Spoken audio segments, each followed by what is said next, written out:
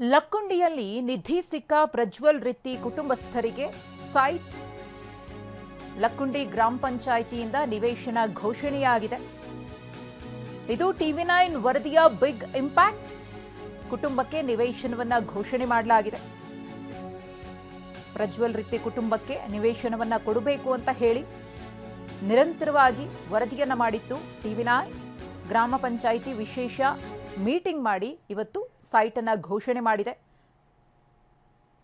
ಟಿವಿ9ನಲ್ಲಿ ವರದಿ ಪ್ರಸಾರವಾಗಿತ್ತು. ನಂತರ ಪಂಚಾಯಿತಿ ಸಭೆ ಮಾಡಿತ್ತು. ನಿವೇಶನ ನೀಡುವುದಾಗಿ ಭರವಸೆಯನ್ನ ಗ್ರಾಮ ಪಂಚಾಯಿತಿ ಇದೀಗ ನೀಡಿದೆ. ಜನವರಿ 26ರಂದು ನಿವೇಶನದ ಪ್ರಮಾಣ ಪತ್ರವನ್ನು ಹಸ್ತಾಂತರ ಕೂಡ ಮಾಡಲಾಗುತ್ತೆ.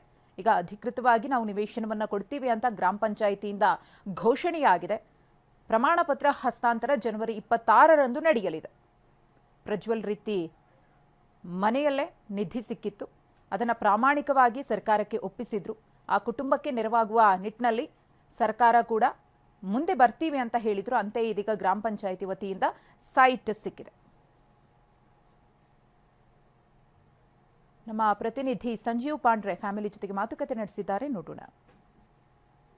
ಚಾಲುಕ್ಯರ ಆಳಿದ ನಾಡಿನಲ್ಲಿ ಸಿಕ್ಕಂತ ಅರ್ಧ ಕೆಜಿಯಷ್ಟು ಬಂಗಾರ ಪ್ರಾಮಾಣಿಕತೆಯಿಂದ ಪ್ರಜ್ವಲ್ ರಿತ್ತಿ ಸರ್ಕಾರಕ್ಕೆ ಒಪ್ಪಿಸಿದ್ದಾನೆ.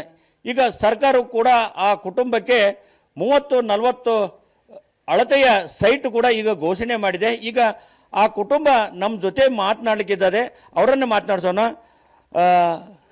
ಪ್ರಜ್ವಲ್, ಈಗ ನೀನು ಪ್ರಾಮಾಣಿಕವಾಗಿ ಬಂಗಾರ ಸರ್ಕಾರ ಕೊಟ್ಟಿದ್ದಿ. ಈಗ ಸರ್ಕಾರ ಕೂಡ ಈಗ 30-40 ಜಾಗ ನೀನು ಕೊಡಾಗತ್ತ, ಮನಿ ಕಟ್ಟಿಸ್ಕೊಡ್ತೀವಿ ಅಂತ ಹೇಳಿದೆ. ಏನು ಅನ್ಸುತ್ತೆ ನಿನಗೆ?